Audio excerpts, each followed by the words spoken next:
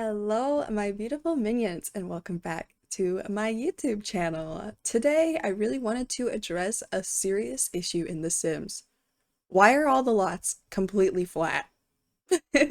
So, I spent a while before recording this just messing around with some landscaping, and I did finally settle on this shape. I do have a little bit modificating to do, but I like it. I wanted to have like a little hill, and I was trying to find a lot in The Sims that would look good with like a hill coming off of it, like almost if it was up on like against a mountain, but there just aren't any, like at all. I figured this would be the world for it. I guess I don't have all the worlds, so maybe if I had all of the worlds, I could shop around more, but I just ended up working with this, and I wanted to have kind of like a like weird walkway up to it where it's like not necessarily like solid steps, you know? I think my Sims will be okay with it, but sometimes the Sims can be glitchy. Like placing stuff on slants in this game, it doesn't work very well. The rocks like float above the ground in certain places, or like grass will clip through. So they do kind of almost discourage you from building on not a flat lot, but I'm gonna do it anyways. I did a lot of landscaping first, not just with the tools of like digging and raising the ground, but also just like a lot of plants and just really trying to make this place look a little more natural because when you change the landscape this much, it doesn't really fit in that well. So I definitely wanted to make this place look a little like extra special on the outside just to really help, you know, enrich the environment. So I did do like a little outside patio area here. I wanted a gazebo, but there aren't any that I have at least, so I ended up going with this pagoda, which I totally forgot was as massive as it was. So I ended up shrinking it down one because I think it was just huge. I think this is an all right size. And I took a long time deciding what I wanted out here. At first, I decided I wanted a bar, but then I didn't like how the bar looked, so I changed it to like a seating area because I really wanted to try to emphasize some of the new kits that we had in this build. So I've been using the book nook and the greenhouse kit quite a bit, believe it or not. They're very cute. So I decided to just kind of have like a seating area in case your Sims wanted to sit outside and read or just like soak in the sun. And I also have a pond. I feel like that is a common Sims build thing. Pools, ponds, we gotta have them all. I actually haven't had a pool in a while, so maybe next build. But yes, I spent a lot of time making this pond have like a lot of greenery around it. I put some of these bugs and stuff in here. You can't see them in build mode, but in live mode, they'll be like fireflies and dragonflies and some swans, and it'll look really cute and majestic. But in build mode, you just see some squares with creatures on them. But yeah, I did a lot of grass around this because I didn't want it to be like a fishing pond. I definitely just wanted it to be an aesthetic pond. That is all I desire from it. I guess I took a break from the gazebo because, I just love landscaping.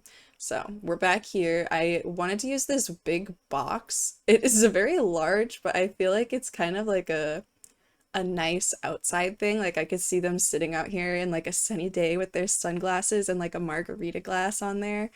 It just felt very Sharpay's I Want It All, whatever, or I don't remember which song it is, what it's called, but she's like towels imported from Turkey, Turkey imported from Maine, and she's sitting on her little pool chair. That's what I picture when I see this. Because this did end up becoming a very pink house. I just love pink, okay, if you couldn't tell. Some people's things are blue Suburbans, some people love modern houses. I love me a pink house. I don't care what style, what environment, I just want it to be pink. This is honestly like kind of my dream home, if I had to tell you. I did go into the nighttime because I wanted to have some cute lights around the pond and just kind of fill those in. So Don't worry, it won't be pitch black out here. And I decided to put a cute little lantern that matched the flowers as well, as the light source underneath the pergola. I keep wanting to say gazebo, but it's not a gazebo. And I decided, since I have kind of a small area to work with for building, that I was just gonna make it a tiny house. So, I did put a platform at the front at the beginning, but we had to sacrifice her for the tiny house requirements to make it the second level. Because I figured you might as well at that point if you've already got it almost a tiny house. And I really had this like image of this glass covered like porch looking over the pond. So that's really what I tried to emphasize in the roofing. That was the first thing I did because I wanted to make sure that it fit in. That was my main key. I wanted to have that glass covered roof, especially because I never used the glass roofs. I had to even like go through them to see what they looked like because I've never used them before. Now was my time to shine, especially for like a cozy reading house. Like, oh, I could come out here when it's like raining and just like misty out over the pond and read. Oh, it'd be so cozy. If you couldn't tell, again, dream house. I would love to live here. Would be awesome. You'll definitely see a lot more landscaping popping up as we record because, yeah, I just kind of took breaks every once in a while and would do some landscaping and just come back to it because there was just a lot to do. Again, I wanted to really make it woodsy and natural, especially in the Henford and Bagley area. I feel like it's just what this area is like, very woodsy. It even has like traits that are like wild animals will come here. It only makes sense that there's like a lot of greenery around. I did make the porch area like completely enclosed because I just feel like I would want it to be, if I lived here, you'd probably have a lot of bugs. So I would almost have a screened in porch, but you can't do that in The Sims. So we just have to deal with it being completely blocked off. I did struggle with the floor plan for a bit because I couldn't decide whether I wanted a dining room or not, and I decided against it because I figure they've got a seating area on the porch and they'll have like a little living room spot, so they can find somewhere to sit and eat dinner or lunch, whatever. This is definitely not a family home. I would say this house is great for if you have like a young adult sim who wants to build skills really fast. This is the place to be. Because I did add a lot of skill building items, like there's a hedge bush you can trim, there's a telescope, so you've got a lot of stuff you can build that with, and because it's a tiny home, your skills will go up faster. But definitely don't come here expecting to have a family. Like, it's very much a single or like couple house, which is why it's my dream house. I would never have kids, so I don't need a kids room. But yes, I definitely let the pink consume me on the inside here. It'll be a little dark for a bit, but I remember to put lights, don't worry. I don't know why I always do this with the bathroom. I always build it in the dark instead of just placing lights down. I'm so stubborn. Yeah, I think that this would honestly be great for our on-stream legacy sim. Not necessarily Ren, and also a subtle plug. But on stream, we are playing our Legacy Challenge. We just hit our second generation sim getting engaged. So, but what I mean by that is it would be great for the Legacy sim to send here when they're like just moving out of the parents' house, get a bunch of skills, and then like move into like a family home, a very good transition spot for a sim moving out. I think it would be like a nice story home anyways. It is on the Cordelia's secret cottage lot, which in my save, for some reason, the Spencer Kims live here with like a giant family. So like, sorry to them. They're definitely not going to be comfortable here, but that's a them problem. They can move if they would like. I don't know why they moved here in the first place, but anyways, yeah, this is Cordelia's secret cottage slot. I think that it still fits the name pretty well. I did change it when I uploaded it to the gallery, but it's basically the same thing. I just named it like cozy wooded cottage, I think, because that's what it is. I did put a little gardening station out here because again, I'm trying to use those new kits and I did put skill building stuff with it, so it's not like a functionless gardening area.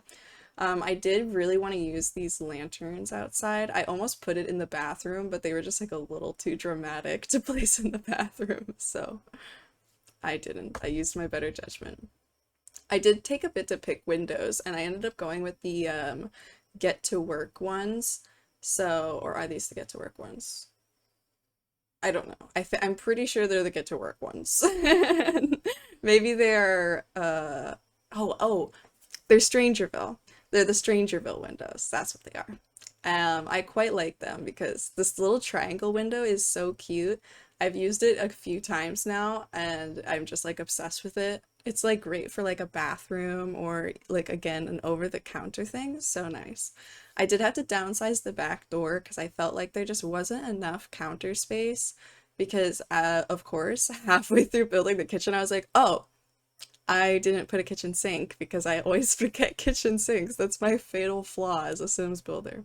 Sometimes I will fully build a house and not put a sink and then be like, oh, good thing there's extra counter space. So hopefully I remembered. I actually am watching this as I record and I don't think I did put a sink. So if there's no sink, sue me. I need a serious intervention. I don't know how I keep forgetting.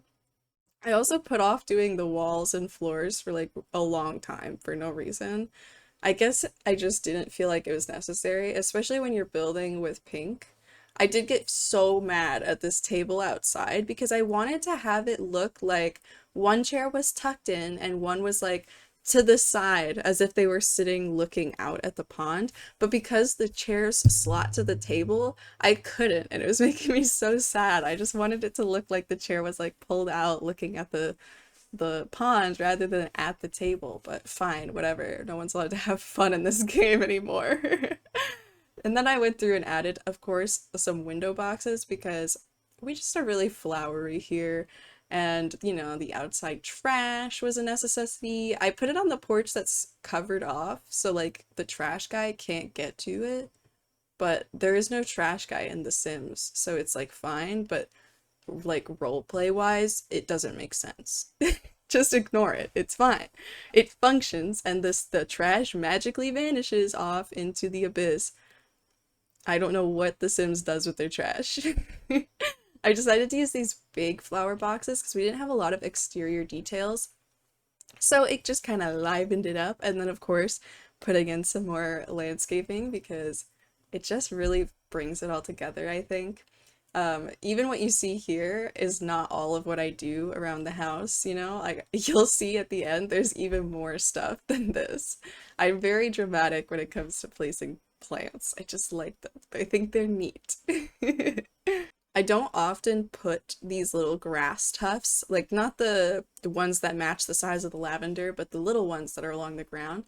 But I think that they kind of blended in nice here without it seeming like I had to put them everywhere. Because that's usually how I feel, where I'm like, oh, if I put some of this grass down, like I need to put it over the whole lawn, otherwise it just won't look right. But I think because this place clearly has like a less kept exterior and is in more of a secluded area, it just feels better. A lot of the Sims houses have really like tamed lawns, so it feels weird just having random patches of like scruffy grass.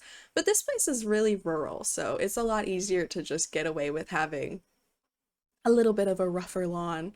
It just reminds me of seeing the people who are upset about no HOA on Twitter, because I think that having a crazy lawn can be really nice, especially for the environment. Like, perfectly groomed lawns are like kind of a thing of the past. We don't need a perfectly groomed lawn. I just would like to have happy plants and happy wildlife too. I didn't put on any special lot features, but you're welcome to put on the wild foxes. I just think that I forgot. Usually I put lot traits on, honestly. I like to do that. They're fun. But I didn't, so if you would like to add wild foxes, this area is definitely suitable for them. They will probably very much enjoy the environment here. And I did use the Tiny Living TV stand, even though that one is not really tiny. I don't know why that one's considered a tiny living when, I guess because it has shelves on it too. It's like compact, but I don't think it's really that small. I did use these cute little like almost cupcake lights, and I didn't take the super subtle one out just because I wanted the lighting to look the way that it looked, so I just left it. I did remember a sink. Good for me. Ugh, I should pat myself on the back. I also wanted to use this little cork board, so I figured I'd make a little desk area in case, you wanted to have a writer, which this would be a great place to have a writer. It's very aesthetically pleasing. I did fight with the bookshelves from the new Book Nook kit for a while, but I ended up just using like a full bookcase instead of trying to build my own. I don't know why the slotting was just being such a pain for me, so I just gave up and used a full bookcase instead of trying to build my own. But, you win some, you lose some, what can I say?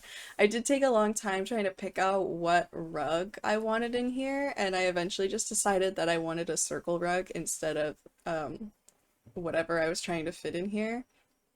I wish that the get to work ones, the little circles, were not so little. I know you could size them up, but they're just kind of odd to work with, so I don't think I've ever used them. I just kind of use every other circle to ignore those. I did want to go through and add some wall art, so I used this one that's like a book cover and then a little blueprint one just because I really like them. It's kind of like leaning into my dream home thing. I really would love to have like architectural blueprints and stuff like that on my wall. I did just kind of let my loves consume me in this build. I wouldn't have a typewriter computer, but that's about the limit there. I didn't think it'd be appropriate to have a cute cottage and then this massive like gaming setup, but in my version, instead of a bookcase, there's a massive gaming setup and maybe a bookcase is somewhere else. Of course, you know me, gotta fill in all those little corners with plants, and I don't know if this functions because I didn't actually test it in real, like, live play, but oh my god, I am in love with those beaded curtains over the doorway. And that is the final touch that I added to this house. So here's the full exterior. As you can see, lots more flowers. Look at the back porch, so cute. You've basically seen the whole exterior, so I'm not going to cover that for you. But yeah, I added a lot of plants to the outside. I really let the landscaping tools consume me today because I just wanted to use them a little bit more. I don't really build a lot on lots that aren't just flat. So that's that. Please subscribe for some more builds. I will be back next week, which is also going to be my birthday, June 21st. So come on by stream that day if you'd like to come hang out. We will be doing our 100 baby challenge build on there because we're going to be starting that soon, probably on stream. So yeah, if you'd like some more sim content, all of my stuff is linked down below. Have a good rest of your day. Bye bye.